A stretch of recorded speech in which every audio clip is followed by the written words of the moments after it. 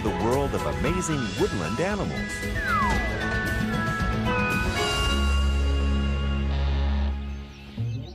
So then, Henry Locks walked through the forest until he came to a cabin. Nice place they got here. He found some porridge, but it was too yucky. Yuck! Yuck! He found a chair.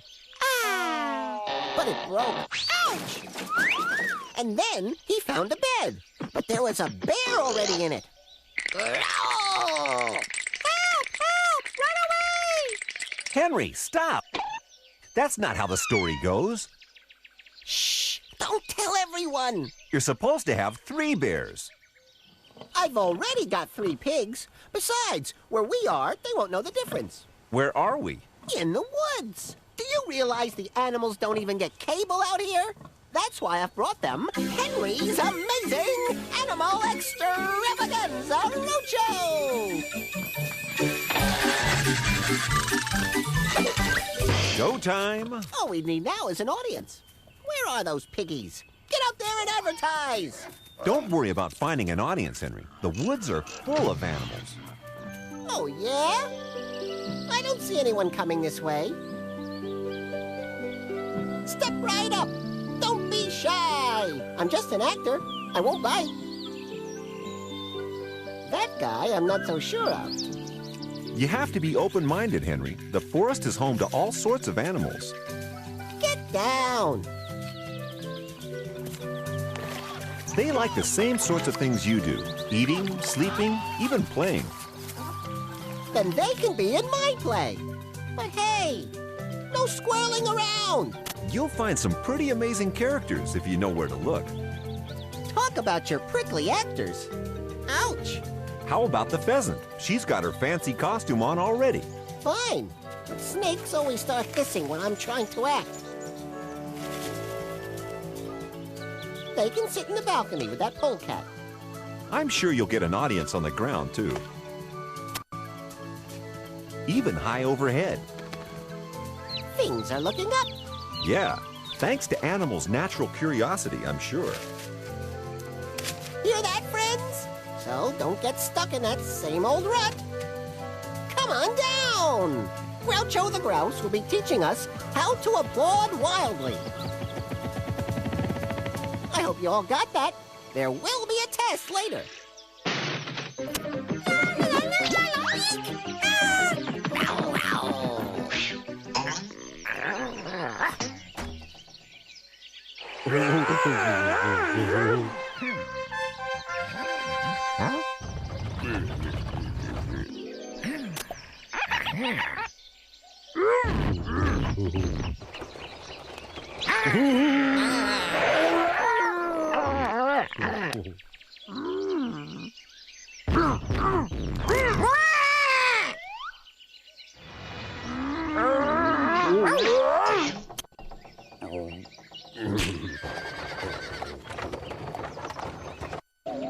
Mirror, mirror in my hand, who's the loveliest lizard in the land? Henry, what kind of show is this? Snow White. You like? I was hoping to recruit some of the locals to play the dwarfs. Trouble is, I don't see a soul out there. The show must go on, Henry. Audience, oh audience, wherefore art thou, audience? Maybe you just need to take a closer look. Like where? Like behind those trees. Okay, come out. We need you all on stage. We've got our Stripey, Whitey, Flimsy, Whimsy, Stinky, Winky. All I need now is a Bashful. Where's my Bashful? Ah, there you are. What's the matter? Got stage fright, little fellow? In the woods, many animals would rather not be seen, and for a good reason. Why? Wearing sandals with socks? Because the forest is full of predators. One way to escape them is to blend in with the background, like this moth is doing. I don't see a moth. Then its camouflage must have worked. Now tell me, what would you do if you were in the woods one day and one of these big pumas came your way? I don't know. Beg for mercy? Bad idea, Henry. Watch the elk. I can't. I get squeamish at the sight of... Oh, don't just stand there. The elk freezes, and the puma doesn't even notice she's there.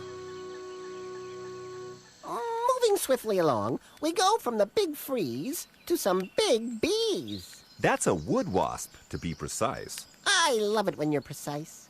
She's using her long egg-laying tailpiece, called an ovipositor, to hide an egg deep inside the wood of this fallen fir tree. Well, if that isn't a safe hiding place, I don't know what is. Munch away, little larva. Sorry to break the news, Henry, but the wood wasp is not safe at all. Not with this little terror around. Another wasp? It's Orisa Wasp, a different species, wrapping the tree bark with her black antenna in search of a place to lay her eggs. I see she's got an overpopulator, too. Ovipositor, Henry. It takes an hour to drill it into the wood wasp tunnel. Why is she so picky about where she lays her eggs? Because her larva needs a special diet.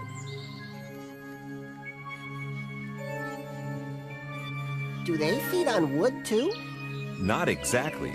Rissa larvae feed on the wood wasp. Now, is that a nice thing to do? It's a simple matter of survival, carving out a niche for yourself in the wild. Well, that's fine, as long as the niche isn't already occupied.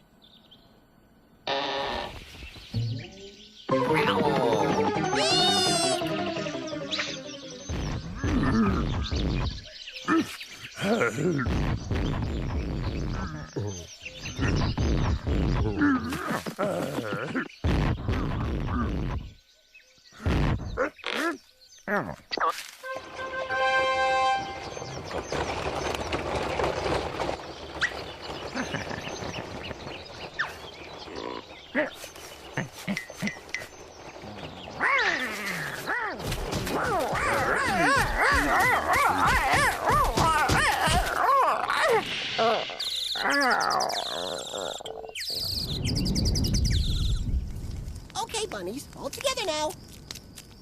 Hi-ho! Come on, come on! Hi-ho! What's this, a sing-along? It would be if anyone would sing along. Have you tried telling ghost stories around the campfire? It requires less audience participation. Good idea. Let me think. Why don't you go first? Okay. It was a dark and spooky night. The wind was whistling in the trees. The grass was full of crickets. The trees were full of frogs. Overhead, the bats were hunting. A wolf bayed in the distance. When all of a sudden, out of the darkness, a ghost appeared. Ah! Yikes! I'm getting out of here! But Henry, I haven't finished the story. Yeah? Well, whose roadshow is this anyway? Save your ghost stories for the matinee audience. But Henry, a lot of these woodland animals are only up at night. Just ask the owl. With the moon as its searchlight, it's the real night watchman of the forest. And from sensitive eyes to razor-sharp claws, the owl has some of the best nighttime hunting weapons around. The owl's eyes and ears are so large, it needs an extra large head to fit it all in.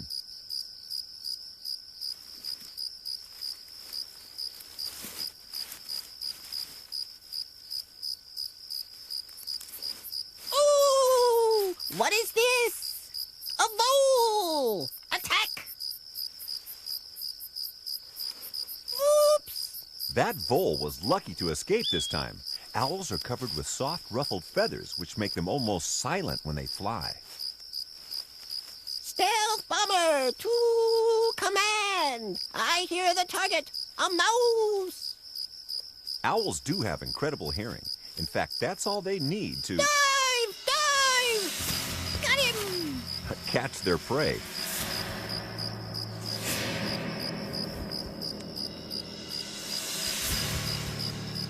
Stealth bomber to command! Open up for ding-ding!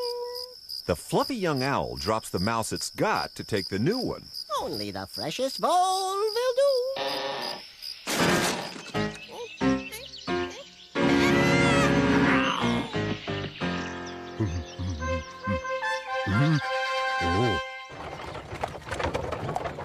Ooh.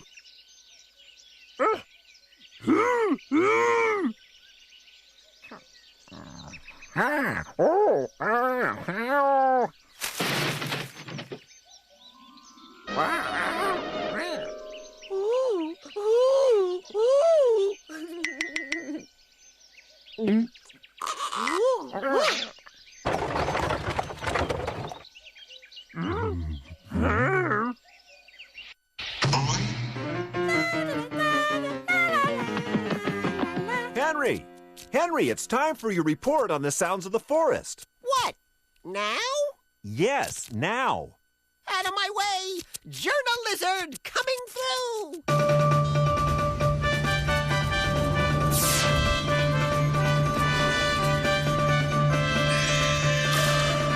Tonight, the naughty little bear meets the swinger from Kalinga.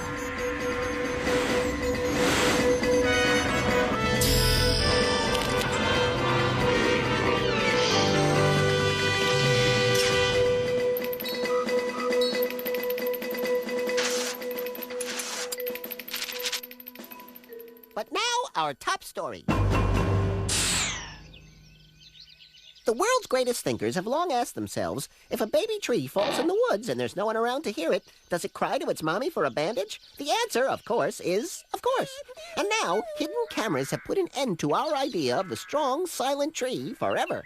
Trees love to gossip. And then her leaves just turned red and fell right off.